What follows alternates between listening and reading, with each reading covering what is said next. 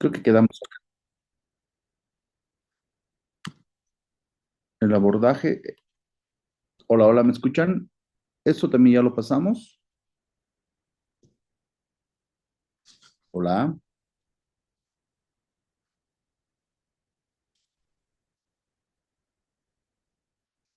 hola, hola, ¿me escuchan? Sí se escucha, doctor. Ya. ¿Esto ya lo pasamos, sí o no? Creo que no, doctor. Esto, diagnóstico y síntomas. No, doctor, eso no. Acá quedamos.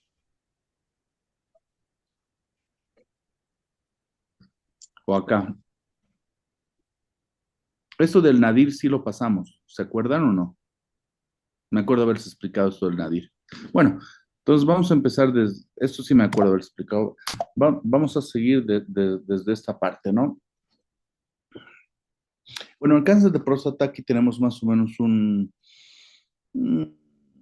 como un algoritmo, podríamos decir, de cómo debemos pedir o sea, qué es lo que debemos hacer con un paciente, ¿no? Que nos va a llegar a la consulta. Entonces, lo que tenemos que hacer siempre, siempre, siempre es una buena historia clínica, ¿no? Ver si el paciente tiene antecedentes de un cáncer de próstata y de acuerdo a eso poder hacer una buena anamnesis. Debemos solicitar siempre un screening a partir, bueno, acá dice de los 40 años, ¿no? Mucho depende de dónde se ha realizado, bueno, o sea, de qué, en qué parte del mundo podríamos decir está, porque hay muchas variaciones. Puede ser a partir de los 40 años, de los 45 años. Lo más normal es que sea a partir de los 45 años, ¿no? Entonces, en la historia clínica, la raza, ¿no? Como ustedes saben, es muy importante ver que pacientes de afroamericanos van a ser más propensos a poder tener cáncer de próstata, ¿no? Y los que van a ser menos propensos son las personas asiáticas, ¿no?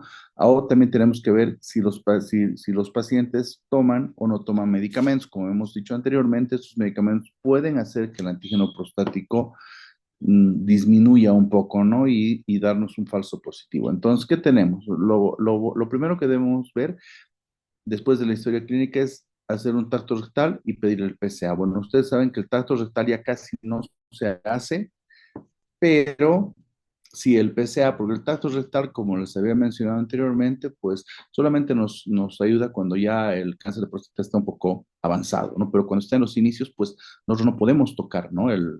Alguna variación en la morfología de la próstata, ¿no? Pero el PCA sí. Entonces tenemos del lado izquierdo de su pantalla, cuando nosotros tengamos un PCA mayor a uno más una historia familiar que puede ser que un familiar que haya tenido un cáncer de próstata y pacientes que tal vez están tomando los medicamentos 5 alfa reductasa, pues debemos nosotros hacerles un PCA anual, ¿no?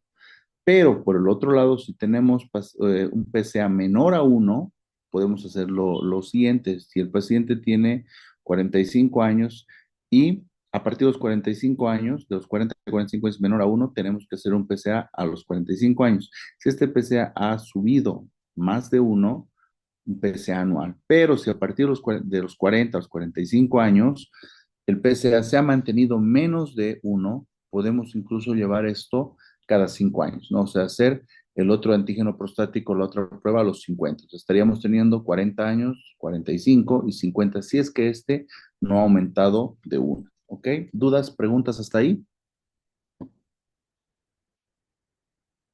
Hola, hola. ¿Preguntas hasta ahí? No, doctor. Perfecto. Ya, muy bien. Para el diagnóstico, entonces debemos ver siempre los signos y síntomas, ¿no? Los signos y síntomas van a ser exactamente los mismos que para la hiperplasia prostática. ¿Por qué? Porque acá solamente va a ser lo obstructivo, ¿no? Entonces tenemos la hematuria. La hematuria puede ser el resultado de cualquier tumor, como ustedes ya saben, se encuentra mucho más vascularizado, ¿no? Retención aguda de orina por el aumento del tamaño de la próstata. Dolor de espalda o huesos, ¿no? El dolor de espalda habitualmente puede darse porque puede haber ya un compromiso renal, ¿no? Cuando la próstata está obstruyendo mucho, entonces pues no va a haber lo que se llama una uropatía infravesical. ¿Qué quiere decir? Que la orina no está pasando adecuadamente, entonces va a haber una dilatación renal, ¿no? Entonces, en este caso, una hidronefrosis puede ser eso, ¿no? O también dolor de hueso, cuando ya el cáncer ya está metastásico, pues todos los pacientes van a tener dolor a nivel óseo, ¿no?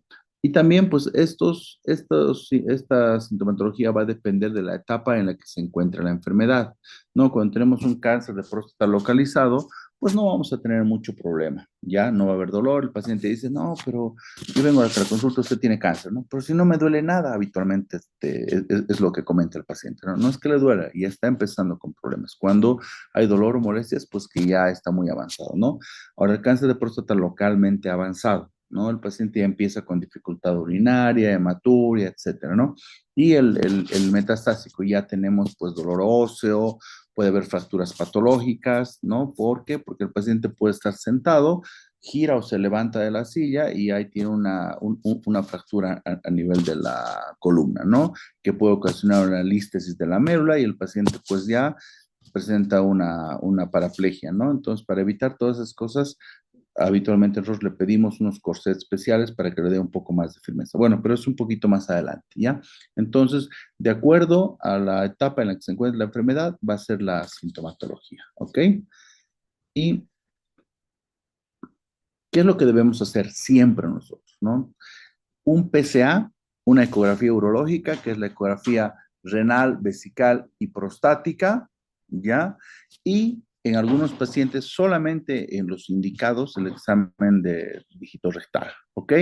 Entonces, con todo esto nosotros vamos a tener una presunción de que un paciente pueda tener cáncer de próstata. ¿Por qué? Porque el diagnóstico definitivo siempre va a ser por histopatología. ¿Qué quiere decir eso? Que vamos a nosotros, cuando hay una sospecha, tenemos que hacer una biopsia de próstata, ¿ok? Tenemos que hacer una biopsia de próstata y el histopatológico nos va a decir si el paciente tiene o no tiene cáncer, ¿no? O a veces no es la biopsia, ¿no? Puede ser que hayamos operado a un paciente, llevamos el tejido que hemos resecado de una cirugía benigna de próstata y a veces hay un porcentaje que puede salir cáncer, ¿no? Y como ustedes saben, siempre nos va a dar el reporte histopatológico, ¿ok?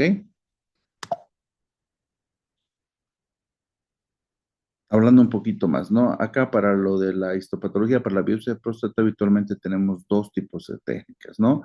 Tenemos la transrectal, que entramos por la parte del recto, pues y tomamos 12 muestras, y la transperineal, ¿no? Que es a través del periné, que caemos directamente a la próstata. Hay dos tipos de biopsias, ¿no? Una es la doble sextante, que quiere decir que nosotros vamos a dividir a la próstata en un lóbulo derecho y un lóbulo izquierdo.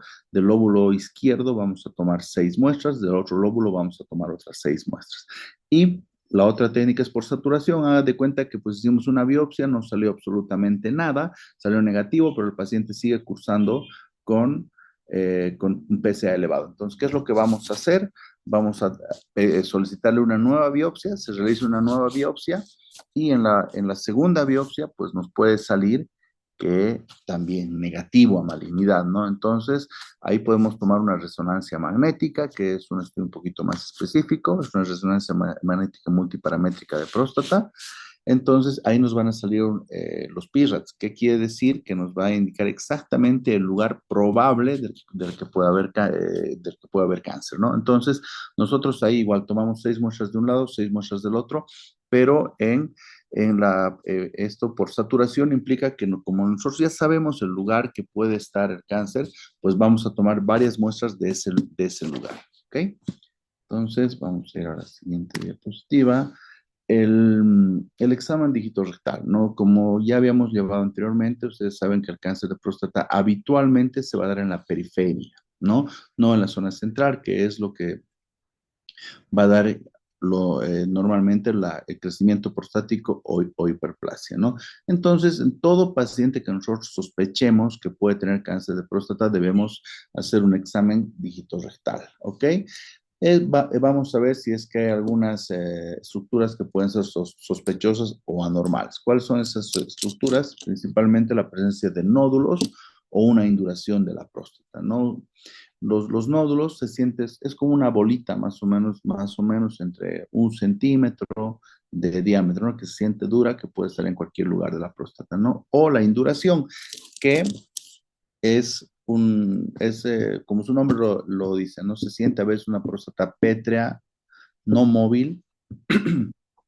Entonces nosotros podemos ver o podemos sospechar la presencia, ¿no? Pero también nosotros podemos encontrarnos una próstata aumentada de consistencia. ¿Qué quiere decir eso? Que es más o menos un intermedio. No está pétrea, pero tampoco es algo normal. Entonces aquí nosotros debemos solamente sospechar que puede ser algo normal, ¿no?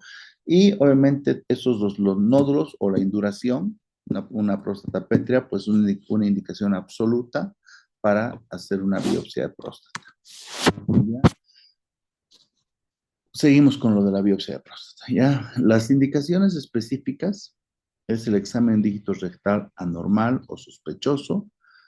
¿Ya? Todo paciente que nosotros hagamos un tacto rectal encontremos un nódulo o la próstata pétrea, aunque el PSA esté dentro de valores normales, debemos hacer una biopsia, ¿no? También el PSA, ¿no? Cuando nosotros tenemos un PSA mayor a 10, ustedes saben que el PSA, el valor normal, va a ser de 0 a 4 nanogramos por mililitro, pero tenemos una ventana más o menos que va de 4 a 10. Esta ventana es cuando nosotros podemos tener una prostatitis, podemos estar con el uso de algunos medicamentos que van a bajar el PSA, podemos estar con pacientes portadores de sonda, o sea, cualquier cosa que pueda elevar un poquito más el antígeno prostático, pues nosotros tenemos que sospechar que probablemente no puede ser cáncer, ¿no? Pero si nosotros tenemos un PSA mayor a 10, pues ya es algo más sospechoso, ¿no?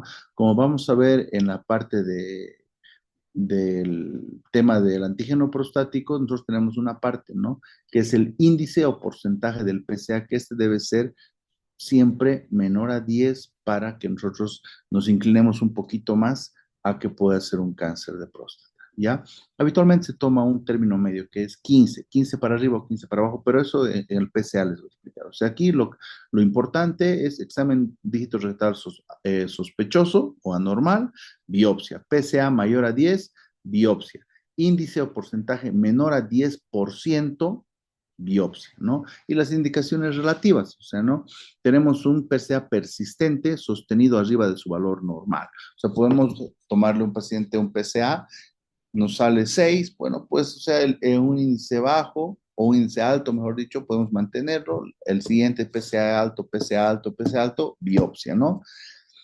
Ahora, si el índice del PSA es menor a 10, sí o sí, como habíamos dicho acá, tenemos que hacer una biopsia. Pero si el índice está entre 10 a 15, debemos considerar una biopsia. O sea, eso ya depende del médico, ¿no? Y si el índice es mayor a 25, no se hace una biopsia. Entonces, para esto, nosotros siempre tomamos este término medio. 15. 15 para arriba no se realiza una biopsia. 15 para abajo sí se realiza una biopsia. Les voy a explicar bien eso en el tema de PSA. Tal vez ahorita no me van a entender mucho, ¿no? ¿Por qué? Porque se hace una ecuación matemática más para obtener este valor que puede ser mayor o inferior a 15, ¿no? La velocidad de ascenso del PSA, como habíamos dicho, esta es el aumento normal del valor del antígeno prostático por año. Tiene que ser siempre menor o igual a 0,75 al año, ¿no? Pero si le tomamos un PSA a un paciente que el primer año, bueno, el primer laboratorio que le tomamos, me invento, está en 1 y para el año siguiente, de aquí a un año, está en 2, no, pues esta es más de 0,75, ¿no? Entonces también debemos pensar en la probabilidad de hacer una biopsia, ¿no? Ahora, pacientes con sospecha de cáncer de próstata sintomático, que tengan metástasis óseas, dolor óseo, compresión medular, ¿no?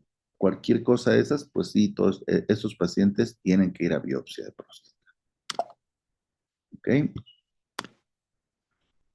Una vez que ya le hicimos al paciente una biopsia de próstata, ya llevamos el tejido a patología y ya nos sale que el paciente tiene cáncer de próstata, ¿qué es lo que debemos hacer? Ya tenemos un diagnóstico, o sea, solo tenemos el nombre, pero no tenemos ni el apellido paterno ni materno. Entonces, lo que debemos hacer es estadificarlo bien. ¿Cómo vamos a estadificar bien? Mediante un gamagrama óseo y una tomografía tóraco-abdominopélvica con contraste principalmente. Lo de los rayos X es pues para ver si la metástasis probablemente ha llegado o no ha llegado a pulmón, ¿no? La resonancia magnética es por alguna razón no podamos nosotros tomar una tomografía tóraco-abdominopélvica con contraste. ¿Por qué? Porque el paciente puede estar con una insuficiencia renal, puede ser alérgico al contraste, qué sé yo. Entonces podemos tomar una resonancia magnética. Ahora, si tenemos mucha duda con la tomografía tóraco-abdominopélvica, le podemos pedir un PET-CT que es un poco más específico. ¿Ok? ¿Alguna duda o pregunta hasta acá, muchachos? ¿Nadie? Doctor, disculpe, Dígame. hay estudiantes que están en espera, Ah, ¿y donde cómo? dice participantes, ahí puede admitirlos. Es que no tengo eso. Reunión está grabando. Ver nada más dice. Ah, admitir. Perfecto. Ok, Ya, solo solo era es eso. admitir. Pero creo que no hay nada más, ¿no? Sí. Ya,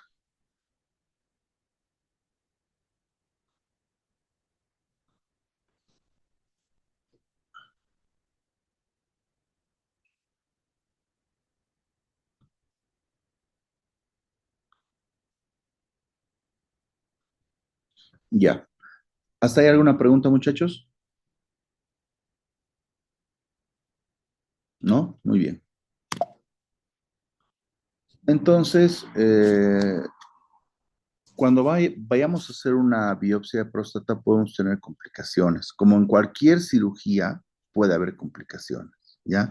Y las complicaciones más comunes en la biopsia transrectal de próstata son la hemospermia. ¿Qué es la hemospermia? Es la sangre en el líquido seminal, ¿no? Cuando hay una eyaculación, que es la que habitualmente más se da, ¿no? Un 37,4%. Podemos tener hematuria, que puede durar máximo un día, habitualmente dura 1 o 2 días. ¿Por qué? Porque cuando a veces estamos en una biopsia de próstata, podemos a veces dar una biopsia hacia la uretra, ¿no? Entonces la uretra pues sangra un poquito, no pasa nada.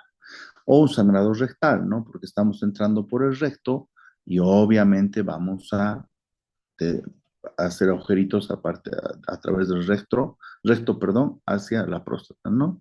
Entonces, es muy común que esto pueda suceder, puede ser 1 a 2, incluso hasta 3 días, ¿no? El primer día sí es un poquito más o menos fuerte, podríamos decir, el segundo día es menos, y para el tercer día habitualmente ya se pierde todo. Podemos tener una prostatitis, ¿por qué? Porque independientemente que nosotros hagamos un adecuado una adecuada preparación para hacer la biopsia, podemos tener una infección. ¿En qué consiste la preparación? Debemos suministrar al paciente antibiótico por lo menos 3 días antes de realizar la biopsia y el día previo, bueno, horas previas, mejor dicho, unas 2, 3 horas previas a la biopsia, debemos colocar un enema evacuante al paciente, ¿no? Pero obviamente, pues entra por el recto y habitualmente siempre va a haber materia fecal, que esta puede provocar una prostatitis, ¿no? Y la prostatitis pues puede venir acompañada de fiebre, ¿no? Pero si pasa eso, solamente antibiótico terapia, ¿no? Esta fiebre se puede complicar, puede haber una urosepsis, ¿no? Y esta puede llegar incluso, esta infección de la próstata, pues puede llegar al epidídimo provocando una epididimitis, ¿no? Ustedes ya saben, próstata, el verum montanum y el conducto deferente y llegar a los epidídimos, ¿ok? Ahora, en el cáncer de próstata hay algo muy importante que es la clasificación de Gleason. El sistema para la clasificación del adenocarcinoma de Gleason se va a dar principalmente por unos puntajes, ¿no? Que es la suma de dos patrones más comunes de crecimiento del tumor. Les explico. Entonces, nosotros vamos a mandar a patología. Patología va a ver las células y como está en la parte del lado derecho, el patólogo nos va a decir, bueno, en todas las muertes que me han mandado, los patrones más comunes de estos 5 que están acá, me invento, ¿no? Puede haber más estroma entre las glándulas, ¿no? Entonces, ha sido este 2 y el, el 4, digamos, ¿no? El 3 y el 4, digamos, ¿no? O sea, masas regulares de neoplasia en la glándula. Entonces, ¿cuál ha sido más? Digamos, el 4 y la segunda población más común ha sido 3. Entonces sería un Gleason 4 más 3, que da una sumatoria de 7, que vamos a ver acá cómo se interpreta, ¿no? Entonces, el puntaje es la suma de los dos patrones más comunes de crecimiento del tumor, que se acabó de comentar. Cada patrón estructural se califica del 1 al 5, como vemos acá, del 1 al 5, ¿ya? Déjenme un segundito, se apagó mi puntero. Del 1 al 5, ¿no? Y va, como les he dicho, del más diferenciado y el 5 es el menos, o sea, del uno que es el más diferenciado y 5 es el menos diferenciado. Los rangos siempre van a oscilar de 2 a 10, no puede oscilar de uno o de cero. ¿Por qué? Porque siempre vamos a empezar de uno, ¿no? Como son los dos patrones, va a ser uno más uno lo mínimo, ¿no?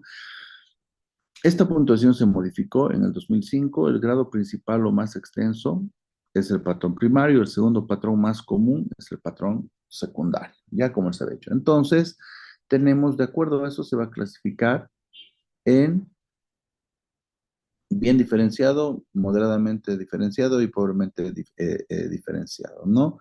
Y todo esto va a ser de acuerdo a la gravedad de la sintomatología, como vamos a ver.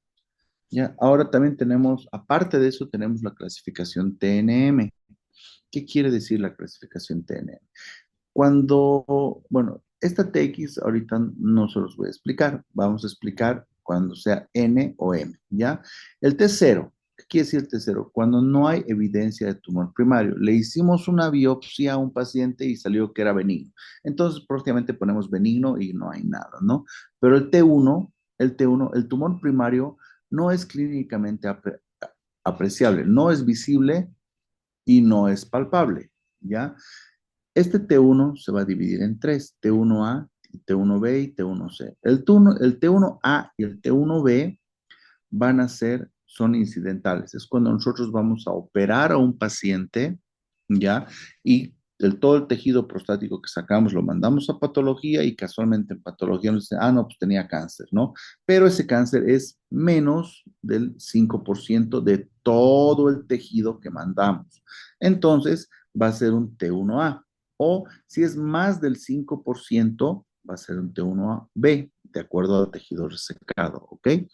Ahora, el T1C es cuando nosotros hacemos una biopsia de próstata, o sea, tenemos una sospecha de un paciente con cáncer, pues la biopsia y nos sale cáncer, ¿no? Ahora, tenemos el T2, ¿ya? Como vemos aquí en las imágenes, se ve mi puntero, ¿no, chicos? ¿Sí? Sí, doctor, sí se ve. Perfecto. Entonces, como ven el tumor primario, el T2, el tumor primario solamente va a estar confinado a la próstata, como se ve acá. Solo en la próstata. Y este se divide en dos. Bueno, en tres. Tumor que compromete solo, o compromete, mejor dicho, menos del 50% de un lóbulo. A partir del T2B, creo que la reunión va a terminar en 10 minutos, vamos a volver a ingresar, ¿no? ¿Ya? Entonces, el tumor primario solamente va a estar en menos del 50% de un lóbulo. ¿Qué quiere decir esto? Esto se va a dar principalmente, o siempre, mejor dicho, en pacientes posoperados de próstata, ¿no? Que no teníamos idea que tenían cáncer de próstata, los operamos por algo benigno, mandamos el tejido a patología y sorpresa, ¿no? Nos sale que el paciente tiene menos del 50% de tejido comprometido, entonces va a ser un T2A.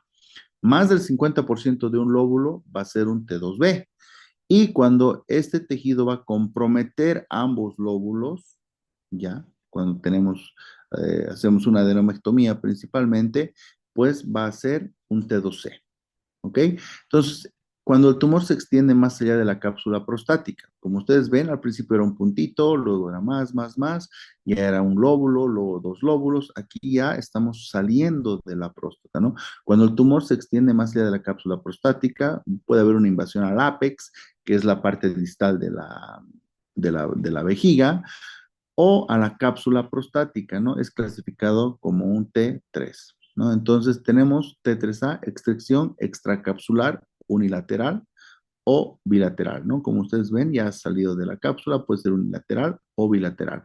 El T3B, este ya va a comprometer, como ustedes pueden ver acá, las vesículas seminales, ¿no? Empieza a comprometer las vesículas seminales. Y luego tenemos el T4, ¿no? Que es un tumor fijo que invade estructuras adyacentes diferentes a las vesículas seminales, como por ejemplo, ya llega al cuello vesical, al esfínter externo, que es en la parte de abajo, recto, ¿no? Que es en la parte posterior, o músculos elevadores del ano o los de la pared pélvica, ¿no? Entonces, un T4 que ya va a haber mucha metástasis, ¿no? Ahora, tenemos los ganglios linfáticos, que es N, y metástasis, que es M. Entonces, ahora aquí viene lo que les decía. Siempre cuando, hagan de cuenta que hicimos una biopsia de próstata y nos salió positiva. Entonces va a ser un T1C, ¿no? Por biopsia. Siempre ponemos NX, MX al principio. ¿Por qué NX o MI o IMX? ¿Por qué? Porque no le hemos hecho todavía ningún examen para ver si tiene o no tiene cáncer metastásico. ¿Cuáles son estos exámenes? Los que acabamos de decir hace un momentito, ¿no? El gamagrama y la tomografía, o resonancia en ese caso. Ya, entonces en X y MX pedimos esos dos estudios, ya nos pasamos, ¿no? Si sale que no hay metástasis en ganglios, no hay metástasis regional, entonces va a ser un T1C N0, ¿verdad? Pero si hay metástasis en uno o varios ganglios regionales, o sea, que están juntos, o sea, adyacentes a la próstata, es un T1C N1, ¿ok? Y metástasis a distancia, principalmente es metástasis ósea, ¿no? Metástasis a distancia no evaluables, ya saben, ¿no? NX, MX, pues no nos piden ningún estudio. En este caso sería el gamagrama, ¿no? Cuando el gamagrama nos sale negativo, entonces no hay metástasis a distancia, ¿ok? Entonces, cuando hay un M1, quiere decir que ya hay metástasis a distancia, esto lo podemos dividir en tres, a ganglios linfáticos no regionales. Entonces, son ganglios linfáticos que no están cerca de la próstata, no pueden ser en abdomen, qué sé yo. ¿Ya? El M1B, cuando hay metástasis a hueso, a cualquier hueso, ¿no? Principalmente van a dar metástasis a huesos de la columna vertebral, costillas, clavícula y crestas ilíacas, ¿no? ¿Ok? A esos huesos son los principales que dan. El M1C, tenemos metástasis a otro sitio, puede ser probablemente una metástasis pulmonar. Entonces, todo esto ya nos sirve para poder clasificar adecuadamente el cáncer de próstata, ¿no? O sea, tenemos un cáncer de próstata Gleason tanto, que eso nos da el patólogo, puede ser un Gleason 6, 3 más 3, pónganse que es el más común, y luego tenemos que poner con qué TNM, cuál, o sea, de acuerdo a esta tabla, tenemos que clasificarlo, ¿ok?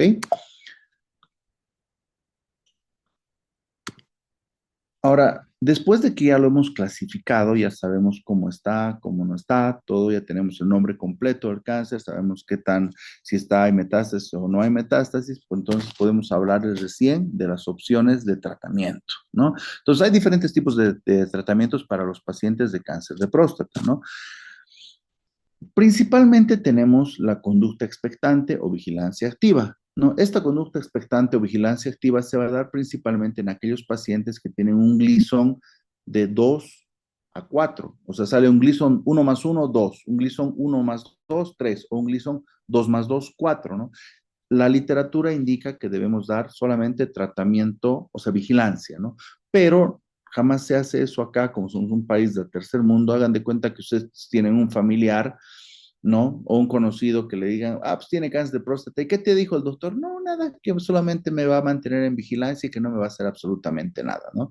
Entonces, ese paciente, tengan por seguro que rajando va a ir a buscar a otro médico, ¿no? ¿Por qué? Porque van a decir, no, ¿cómo tienes cáncer y no te va a hacer nada, ¿no?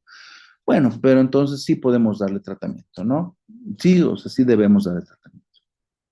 Entonces, los tratamientos va a ser siempre si el cáncer ha salido de la próstata, o sea, ya ha salido, aunque sea ganglios regionales, ya no se puede operar, ¿no? Pero si el cáncer está solamente dentro de la próstata, sí se puede operar. Entonces, tendremos la cirugía, que es una opción de tratamiento. Luego tendremos la radioterapia y terapia con fármacos, terapia hormonal, quimioterapia, terapia dirigida, inmunoterapia y terapia con bifosfonatos, que vamos a explicar cada uno a seguir, ¿no? La conducta expectante o vigilancia activa, ¿no? El seguimiento sin tratamiento para curar el cáncer de próstata justo después del diagnóstico también se llama observación, conducta o actitud expectante o terapia diferida, como se lo he dicho, ¿no? Se usa en el tratamiento en el caso de hombres de edad avanzada que no tienen signos o síntomas ni otras afecciones. Obviamente el cáncer siempre va a iniciar así, ¿no? Pero hagan de cuenta que nosotros le hacemos una biopsia a un paciente con un Gleason 9, pues no le vamos a dar imposible, ¿no? Una vigilancia, ¿no? Ok, entonces la espera cautelosa es la observación minuciosa, perdón, del estado del paciente sin administrar ningún tratamiento hasta que aparezcan signos o síntomas o estos cambien. O sea, nosotros no podemos dejar a un paciente, pues ahorita no te duele nada, no te molesta nada, pues te voy a iniciar el tratamiento cuando te empiece a doler, ¿no? Cuando te empiece a molestar, no. Hay que iniciar el tratamiento mientras más antes, mejor. ¿Por qué? Porque así no le damos chance al cáncer de que empiece a avanzar, ¿ok? Entonces, durante la vigilancia activa, se indica que se debe hacer un examen dígito rectal, prueba de PSA, ecografía transrectal y la biopsia con aguja transrectal para determinar si el cáncer está creciendo o no. Habitualmente, pues el cáncer va a ir aumentando. Mejor sería que le demos tratamiento y como vamos a ver ahorita, solo le hacemos pruebas con PSA, que es el marcador tumoral que nos va a indicar si el tratamiento está o no está haciendo efecto. ¿Ok? La cirugía. ¿En qué pacientes debemos operar? Como ya les había dicho, ¿no? El paciente con tumor confinado a la glándula prostática, o sea, en pacientes que no tengan metástasis, ¿ya? El cáncer solo está dentro de la próstata. Esos pacientes son los que debemos operar, ¿ya? ¿Qué opciones tenemos de tratamiento quirúrgico? La prostatectomía radical, que es pues la más común, ¿no?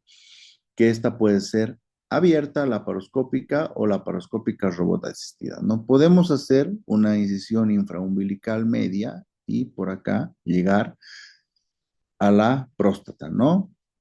Y quitarla. O puede ser también una incisión tipo Fan Steel. Hay otra incisión que es acá alrededor del ano, pero pues esa no se usa, ¿no? No es un poquito más complicada y da mucho problema, ¿no? ¿Por qué? Porque podemos tener una lesión, ¿no? En el esfínter anal y el paciente pues va a quedar incontinente por el resto de su vida, ¿no? También, de acuerdo al Gleason, que les había dicho, ¿no? Si es un Gleason 6, que es el más común, nosotros no le hacemos una linfadenectomía pélvica bilateral, ¿ya? Pero si el Gleason está 7, 8, 9 o 10, sí o sí debemos hacer una linfadenectomía. Y también, muchachos, yo creo que ya se va a cortar esto, ¿no? Quedamos acá, volvemos a entrar, ¿les parece? Hola,